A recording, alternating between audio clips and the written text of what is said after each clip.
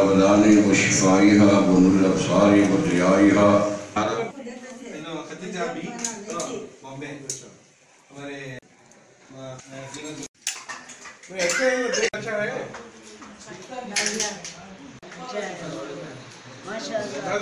दवाइयों से लेके खाने पीने की सब कोई प्रॉब्लम, इससे ऐसे नाजुक प्रॉब्लम भी आ जाते हैं जो हम ना बैठ के बहुत पेशेंट के साथ सॉल्व करना पड़ता है। अल्हम्दुलिल्लाह ये 1 साल मुकम्मल हुआ है। यहाँ पर 10 से 12 ख़वातीन जो है ऑलरेडी खिदमत उनकी हम लोग अंजाम दे रहे हैं। आने वाले 5 सालों में हमारे दूसरे भी प्रोग्राम हैं, जैसे कि मर्दों के लिए भी अलग से प्लेटफॉर्म हो, उनकी भी खिदमत की जाए जो मजबूर लाचार हैं।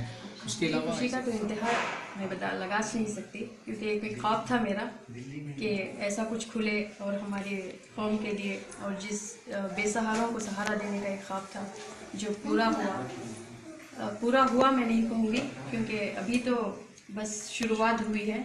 इंशाल्लाह अभी बहुत आगे जाने की उम्मीद करते हैं।